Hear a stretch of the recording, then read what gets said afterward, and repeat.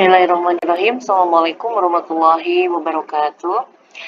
Baiklah, pada pertemuan kali ini kita akan membahas materi yaitu tentang teks editorial ya. Dan ibu sekalian, ya. Adapun KD-nya kompetensi dasar yang akan kita pelajari di sini yaitu tentang mengidentifikasi informasi yaitu pendapat, alternatif, solusi, dan simpulan terhadap suatu isu dalam teks editorial ya. Kemudian, adapun yang disebut dengan teks editorial yaitu sebuah teks yang berisi pendapat pribadi seseorang terhadap suatu isu atau permasalahan secara aktual ya. Kemudian tujuannya dari teks editorial itu yaitu untuk mengajak pembaca agar ikut berpikir dalam masalah ya atau sebuah isu atau topik yang sedang terhangat yang terjadi di dalam kehidupan sekitar ya. Serta untuk menggerakkan pandangan kepada pembaca terhadap isu yang sedang berkembang ya.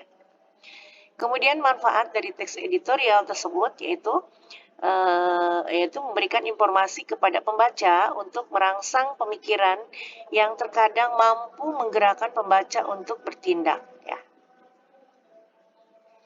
Kemudian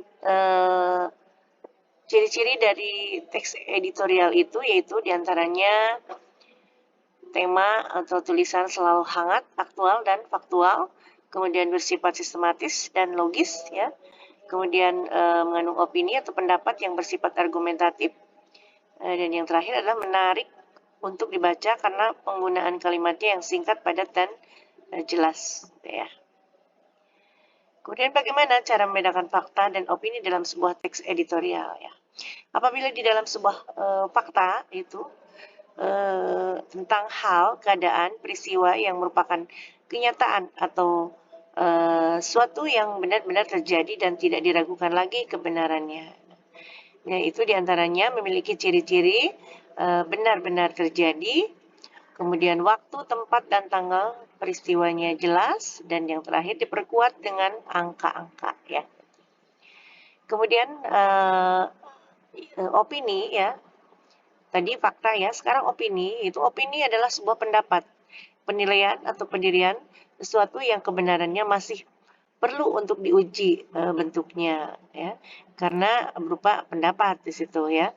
Opini-opini dan berarti menyoroti hal-hal diantaranya yaitu penilaian positif atau negatif terhadap masalah yang dikupas, kemudian harapan redaktur atau harapan masyarakat luas, kemudian pendapat redaksi yang menyoroti pendapat atau kebijakan tokoh penting yang berkaitan dengan masalah yang dibahas, baik setuju ataupun tidak setuju. Ya. Nah, kemudian KD yang berikutnya yaitu menyelesaikan ragam informasi sebagai bahan teks editorial baik secara lisan maupun tulisan ya. Itu meliputi diantaranya menentukan isu aktual dari berbagai media informasi ya. Menentukan bahan ya isu aktual untuk membuat teks editorial dengan cara diantaranya adalah menentukan topik permasalahan yang akan ditulis dalam teks editorial. Kemudian dapat memilih topik yang sedang banyak diperbincangkan masyarakat, kemudian mendata semua hal yang berhubungan dengan topik permasalahan yang akan diangkat dalam teks editorial. Ya, kemudian carilah informasi dari internet, media massa, menonton televisi, dari obrolan orang lain dan sumber informasi yang terpercaya. Ya. Nah, setelah itu baca dan pahami informasi yang kamu kumpulkan. Ya. Kemudian untuk menyampaikan pendapat disertai argumen atau pendukung. Argumen merupakan pemberian alasan atau contoh dan bukti sehingga pembaca membenarkan pendapat gagasan atau opini dari penulis ya. Sebuah teks editorial atau opini memang didominasi oleh pendapat berupa sudut pandang penulis terhadap suatu permasalahan ya. Nah, kemudian yang berikutnya adalah menganalisis struktur dan kebasahan teks editorial ya. Nah, struktur dari teks editorial itu diantaranya adalah meliputi 3 langkah ya, yaitu pertama adalah pernyataan pendapat atau tesis, kemudian yang kedua adalah argumentasi, dan yang ketiga adalah penegasan ulang. Yang bagaimana pernyataan pendapat atau tesis itu? Yaitu memicu ke suatu bentuk pernyataan atau dapat juga sebuah teori yang nantinya akan diperkuat oleh argumen ya. Kemudian struktur yang berikutnya adalah argumentasi, yaitu dapat berupa pernyataan umum, generalisasi, atau dapat juga berupa data, hasil penelitian, pernyataan para ahli, atau fakta-fakta yang disertai atas referensi yang dapat dipercaya. Kemudian yang berikutnya, yang terakhir adalah penegasan ulang. Nah, pada bagian ini berisi penguatan kembali atas pendapat yang telah ditunjang oleh fakta-fakta dan bagian argumentasi terdapat pada bagian akhir teks, gitu ya. Nah, kemudian apa saja kaidah kebahasaan dalam teks editorial? Yaitu ada adverbia, adanya konjungsi, adanya verba material, ada verba rasional. Ya. Adverbia yaitu menggambarkan makna berhubungan dengan tingkat kekerapan terjadinya suatu yang diterangkan oleh adverbia itu. Ya.